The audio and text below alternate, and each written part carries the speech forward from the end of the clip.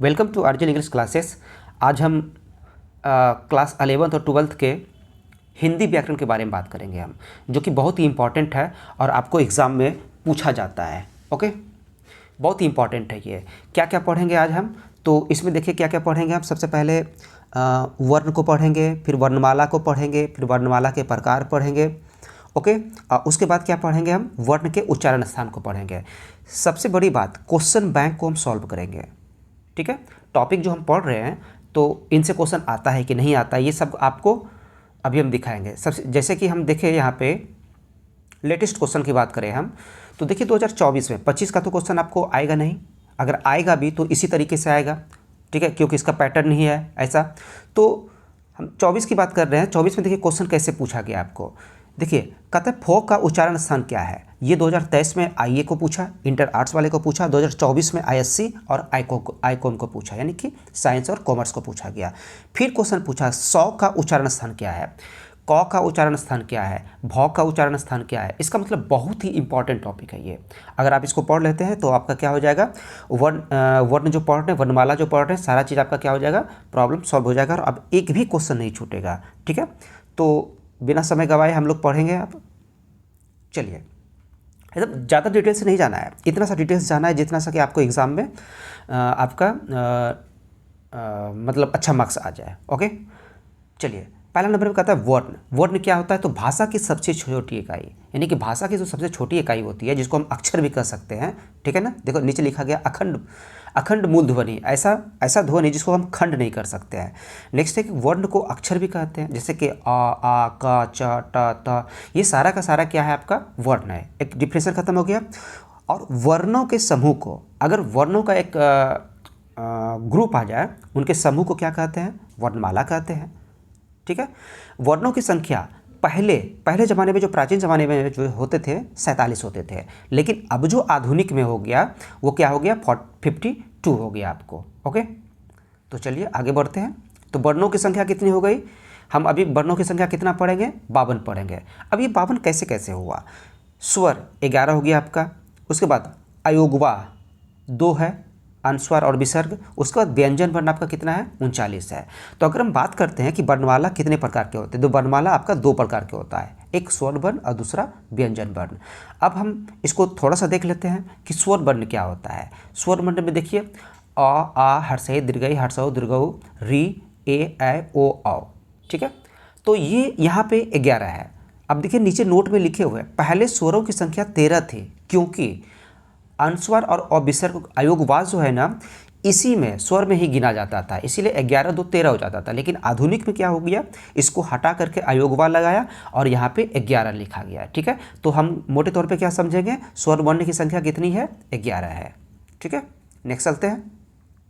अब स्वर के भेद समझते हैं हम। स्वर कितने भेद होते हैं, तो स्वर के जो भेद होते हैं ना, 3 होते हैं। जरा अच्छे से समझिएगा, ये क्वेश्चन पूछता है आपको डीप में भी जा करके।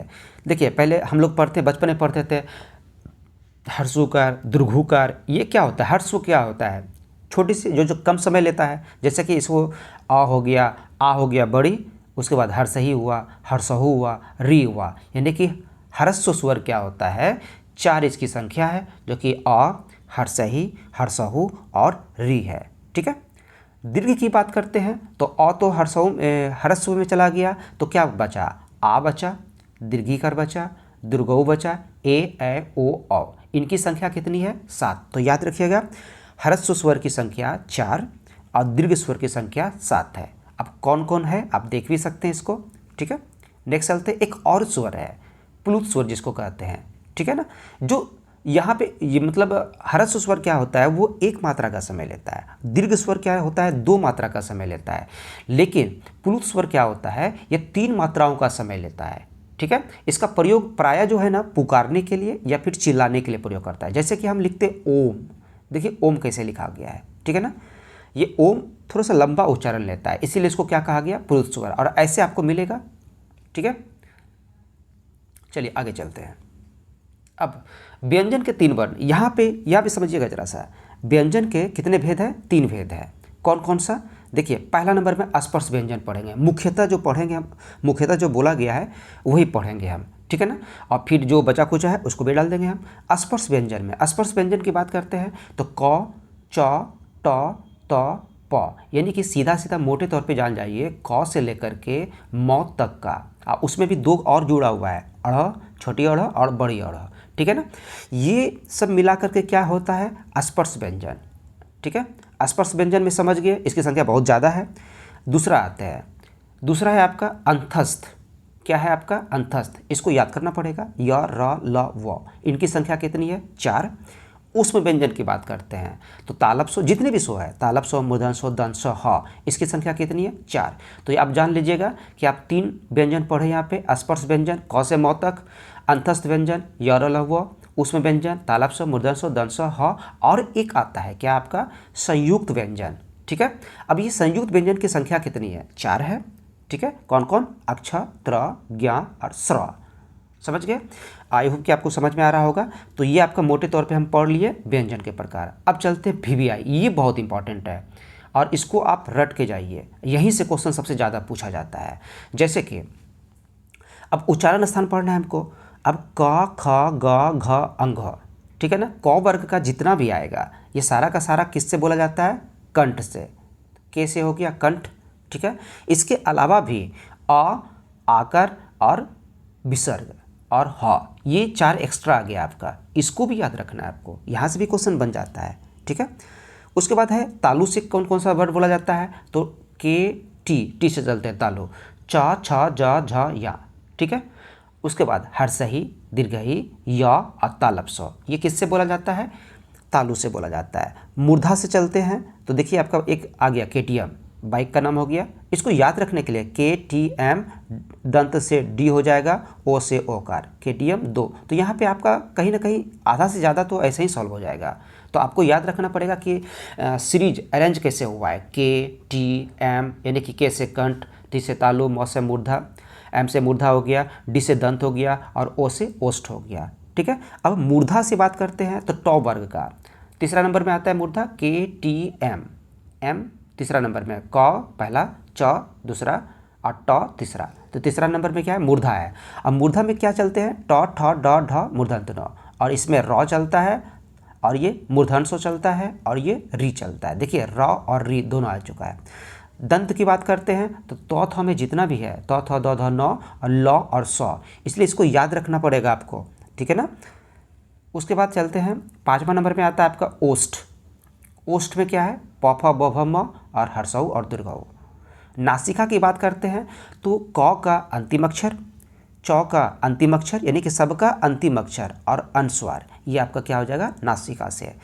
कंठ और तालु की बात करते हैं, कुछ वर्ड ऐसे हैं जो कि कंठ से और तालु दोनों मिलके, जैसे कि ए। कंठोष्ठ की बात करते हैं, कंठ और ओष्ठ तो हो जाएगा ओकार औकार, और दंतोष्ठ की बात करते हैं तो व हो गया आपका। और इसमें एक्स्ट्रा हम जोड़े हैं, क्या जोड़े हैं एक्स्ट्रा में, देखिए घोष और अघोष। अब ये घोष और अघोष क्या होता है, एकदम जनरली, एकदम साधारण सी भाषा में समझिए। प्रत्येक वर्ग का तीसरा, चौथा, पाँचवा, यानी कि मान के चलिए क वर्ग है, क का तीसरा क्या हो जाएगा, क, ख, ग, तो ग तीसरा हो गया, घ चौथा हो गया और अंघ पाँचवा हो गया। तीसरा, चौथा, पाँचवा क्या कहलाएगा, घोष, और बचा क्या आपके पास, 1 और 2, यानी कि प्रत्येक वर्ग का पहला अक्षर और दूसरा अक्षर क्या कहलाएगा, अघोष कहलाएगा, ठीक है। आगे बढ़ते हैं, अब चलते हैं क्वेश्चन की तरफ, ठीक। अब यहाँ पे क्वेश्चन पूछा 2022 में, ठीक है। क्या क्वेश्चन पूछा, म का उच्चारण स्थान क्या है, तो हम चलते बैक में। अब म को खोजते हैं, ऑप्शन में क्या क्या है, कंठ है, ओष्ठ है, तालु है, दंत है। तो चलते हैं, म कहाँ मिलेगा आपको, देखिए यहाँ मिलेगा, म किस में मिलेगा, प, फ में, ठीक है ना। अब प, फ में म मिला तो इसका आंसर क्या हो जाएगा आपका, ओष्ठ। अब देखिए इसका आंसर ओष्ठ है ना, देखिए आपका मिलेगा ओष्ठ में, बी नंबर आंसर, ये सही है, ठीक है। अब देखिए हिंदी में अनुनासिक वर्णों की संख्या कितनी है, अनुनासिक अभी हम बताए थे, अनुनासिक देख लीजिए, नासिका वर्ग का, नासिका में क्या क्या है, 1, 2, 3, 4, 5, 6, इसकी संख्या कितनी बताई गई है, 6। लेकिन मेन तौर पर इनकी संख्या जो होती है ना 5 होती है, ठीक है। इनकी संख्या कितनी होती है, 5 होती है। तो आप इसको याद रखिएगा, नासिका से 5 हो गया, क्योंकि यहाँ पे आपका दिया गया था, देखिए थोड़ा सा नासिका की बात करते हैं ना, तो प्रत्येक वर्ग का अंतिम अक्षर लेना है। तो क वर्ग का हो गया, चौ वर्ग का हो गया, टौ का हो गया, तौ का हो गया, पौ का हो गया। यही वर्ग का पाँचवा का अंतिम अक्षर क्या कहलाएगा आपका? नासिका से चलेगा। ठीक है, आप बोलिएगा कि ये आंसर जो आ गया है इसको आप नहीं देखिए, इसको थोड़ा सा इग्नोर कीजिए क्योंकि ये अयोगवा में आएगा। ठीक, अब आप देखते रहिए। फिर क्वेश्चन देखिए क्या कहता है। 2022 का फिर क्वेश्चन पूछा, य र ल व कौन सा व्यंजन? आप व्यंजन का उल्टा के देख लीजिए, य र ल वो कहाँ से व्यंजन आएगा देख लीजिए। इसमें आपका आंसर क्या है देखिए, अंतस्थ व्यंजन में क्या आता है? य र ल वो। कभी कभी पूछ देगा अंतस्थ व्यंजन की संख्या बताइए, उस व्यंजन क्या होता है।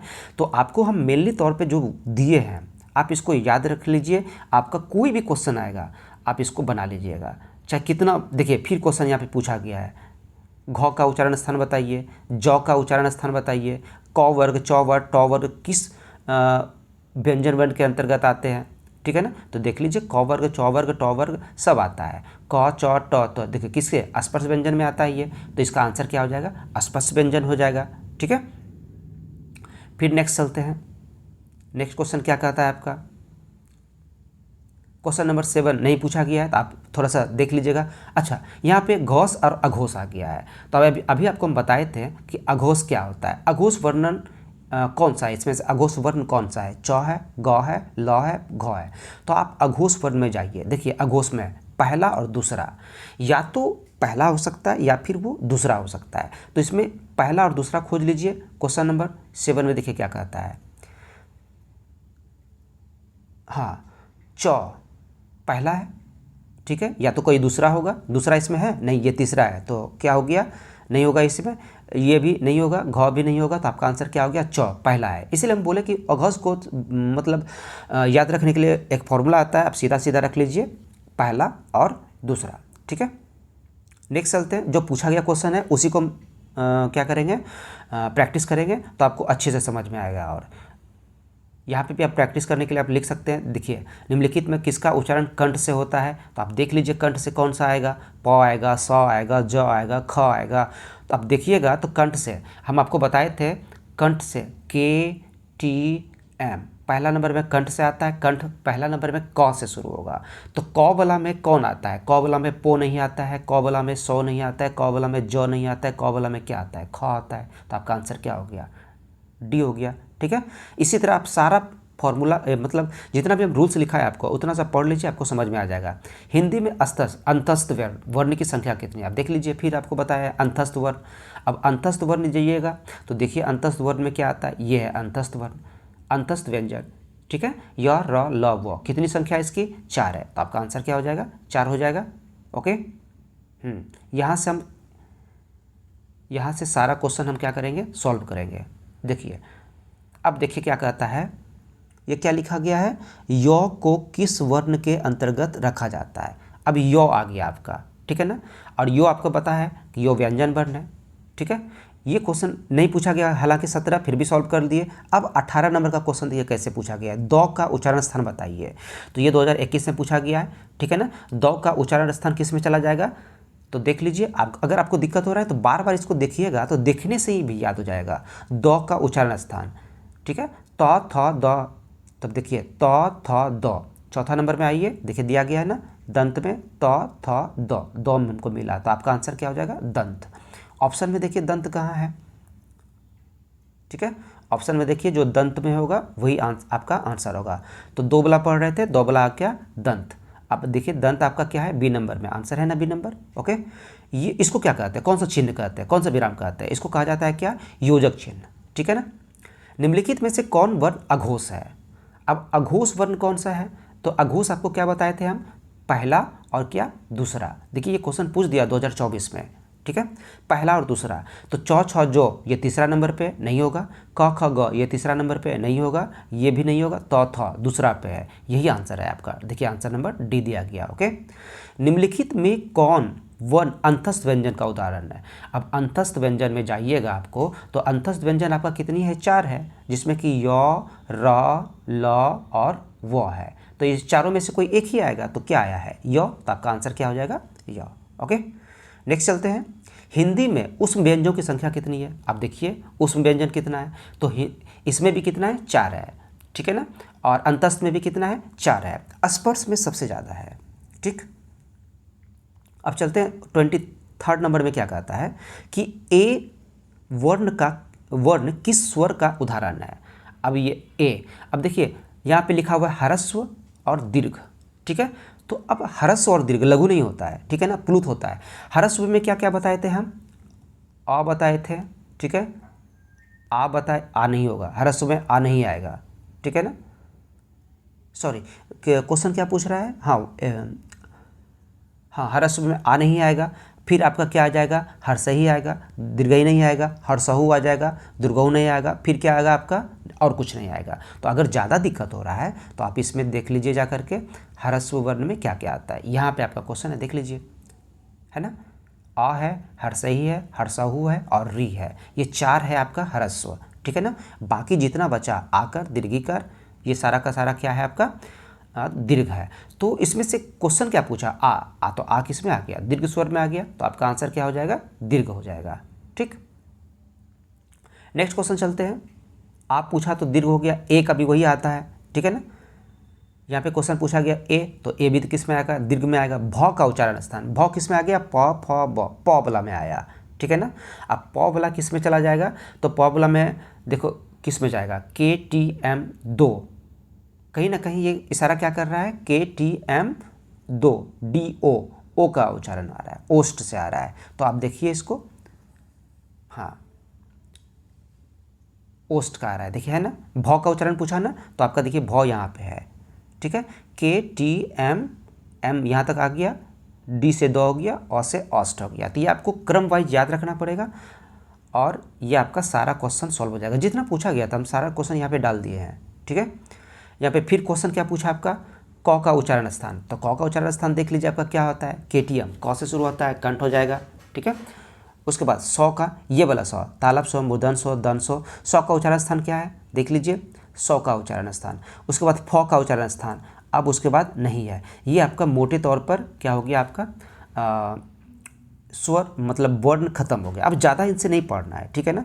और थोड़ा सा डीप में पढ़ने के लिए आपको क्या करना पड़ेगा, बार बार इसको देखना पड़ेगा कि कौन सा वर्ण किस में आता है, ठीक है ना।